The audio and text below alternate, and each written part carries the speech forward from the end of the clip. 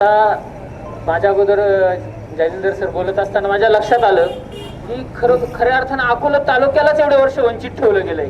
त्यामुळे वंचितांची लढाई म्हणजे अख्ख्या अकोले तालुक्याची लढाई झाली. दोन घराण्यांच्या पलीकडे इथली खासदारकीच कधी जात नव्हती.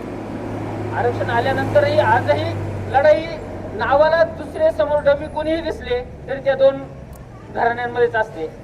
त्याला बोके कोण काय काय म्हणतात, त्यांचं म्हणणं की आपल्याला वैयक्तिक कुणावर टीका नाही करायची, आपल्याला विकासाची चर्चा करायची, विकासाच्या मुद्द्यांवर बोलायचं. त्यामुळे ते टाळावं लागतं, नाही तर बोलण्यासारखं खूप आहे. बऱ्याच जणांना प्रश्न पडतो की मराठा समाजाची पोरं उलट इलेक्शन आलं जायला पाहिजे, म्हणायला पाहिजे आम्ही पाठिंबा देतो, ताई आम्हाला काय भेटेल. तीच प्रथा सगळीकडे असते इलेक्शन आल्यावरती.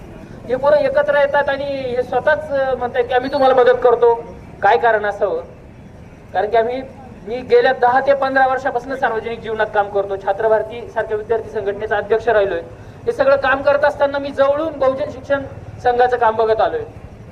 या तालुक्यांमधले आपल्या जिल्ह्यातले प्रस्थापित संस्थाचालक आपल्याच तालुक्यातल्या आपल्याच मतदारसंघातल्या पाल्यांना लुटत असताना, पोरांना लुटत असताना, स्वतःचे खिसे भरत असताना ताईंची संस्था गोरगरीब पोरांसाठी शाळा चालवत होती, मोफत हॉस्टेल्स चालवत होती. ज्या ओपन कॅटेगरीच्या पोरांना हॉस्टेलला प्रवेशाची काही सोय नसते त्या पोरांना स्वतःच्या खिशातले पैसे खर्च घालून शिकवत होत्या. हे कोणाला माहीत नसतं. त्यामुळे त्यांना वाटतं की काय हे सोबत आहेत. हे माहीत झालं तर त्यांना कळेल की का मराठा समाज सोबत आहे. मी कालपासून ताईंसोबत फिरतोय. राहता तालुक्यात काल मी बघितलं दिवसभर की गावागावात मराठा समाजाचे लोक येत आहेत. म्हणजे जे तसे राजकीय दृष्ट्या कुठे दिसतही नसतील चित्रात, सामान्य लोक आहेत ही, आणि ती ताईंना पाठिंबा देतात. त्यांना विचारलं की का बा तुम्हाला का वाटतंय हे असं करावं? आम्हाला वाटतंय कारण की आम्ही ताईंना लहानपणापासून बघत आलो. त्यांचं म्हणणं आहे ताईंना जरी आम्ही बघत नसलो आलो तरी आम्ही प्रकाश आंबेडकरांकडे बघतोय. त्यांनी मराठा आरक्षणाच्या संदर्भात जी भूमिका घेतली ती राज्यातल्या दुसऱ्या एकही नेत्यानं घेतली नाही.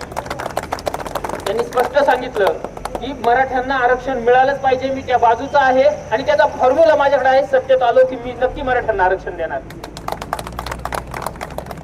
याच्याही पलीकडची अजून कारण अशी आहेत की आपल्याला हे माहित असतं की प्रकाश आंबेडकर साहेबांनी काय भूमिका घेतली, परंतु आपल्याला हे माहित नसतं की उत्कर्षात ताईंनी काय भूमिका घेतली.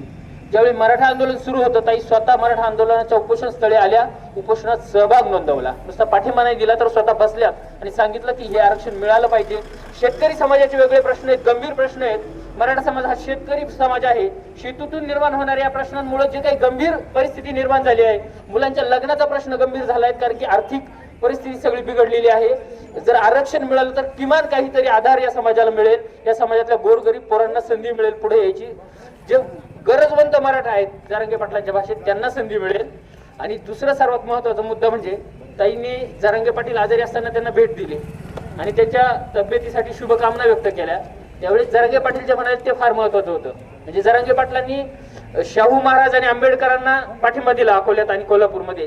पण त्यांनी हेही सांगितलं की आपापल्या मतदारसंघात, नाव त्यांनी सांगितलं नाही, पण आपापल्या मतदारसंघात जो सुशिक्षित उमेदवार असेल, जो मराठा आरक्षणाच्या बाजूचा असेल त्याच्यासोबत ताकदीने राहा.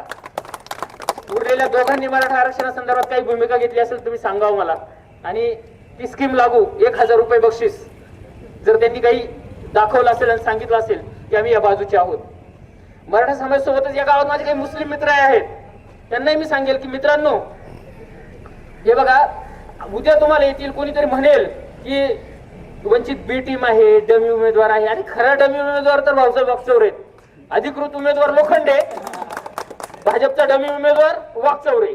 याचं कारण हे की वागचौरेंकडे तुम्ही आजही भेटायला गेलात ते तुम्हाला व्हिजिटिंग कार्ड देतील, त्याच्यावरती तुम्हाला भाजपचा उल्लेख सापडेल, भाजपचा पदाधिकारी म्हणून उल्लेख सापडेल. सकाळी आपला उमेदवार कोणत्या पक्षात आहे? मी तुम्हाला तेच सांगितलं की ते सांगण्याचं कारणही अनेक आहे. त्यांची शारीरिक परिस्थिती सध्याची भयंकर आहे. परंतु ताईंनी जे सांगितलंय की आपल्याला वैयक्तिक कोणावर बोलायचं नाही, त्यामुळे ते सगळे मुद्दे आपण सोडून देतोय. महत्वाचा मुद्दा हा की लोखंडे आणि वागचौऱ्यांना मतदान करायचं की ताईंना मतदान करायचं हे ठरवताना माझ्या महिला भगिनींना आणि बाकी सगळ्या बांधवांना मी सांगेल की लोखंडेंनी केलेला सॅनिटरी नॅपकिनचा घोटाळा तुम्हाला माहित असेल, नाव किमान तुमच्या कानावर आलं असेल. जो माणूस आपल्या आया बहिणींच्या आरोग्याशी खेळू शकतो, जीवाशी खेळू शकतो, त्याला मतदान करणार का? नाहीच केलं पाहिजे. आणि आपल्यापैकी ज्याला कुणाला हा मुद्दा कळणार आहे तो कुणीच नाही करणार.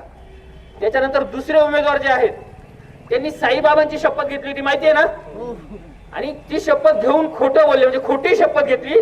त्याच्यानंतर जे कोणी मानणारे असतील साईबाबांना त्यांनी कुणीही त्याला मतदान केलं नाही, तो माणूस परत निवडून आला नाही आणि येणार पण नाही.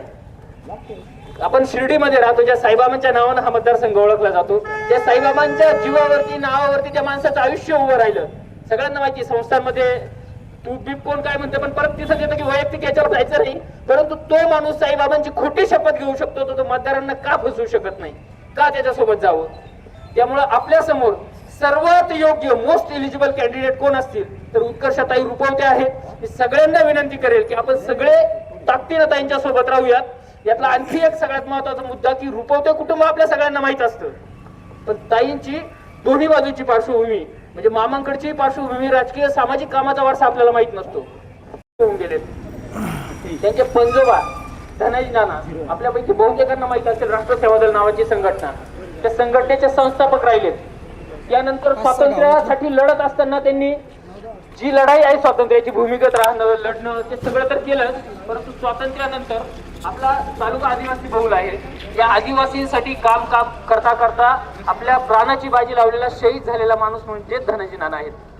आणि इतका प्रचंड असा सामाजिक राजकीय वारसा घेऊन आपण बघतो रक्ताचे वारसदार आजकाल काय करतायत, परंतु ताई रक्ताच्या वारशाबरोबर तो विचारांचाही वारसा घेऊन पुढे चालत आहेत. म्हणून आपल्या सगळ्यांची जबाबदारी आहे, सगळ्या समाजांची जबाबदारी आहे की आता ताई ह्या योग्य उमेदवार आहेत. प्रेशर कुकर आपल्या कुणाला विसरायचं नाहीये.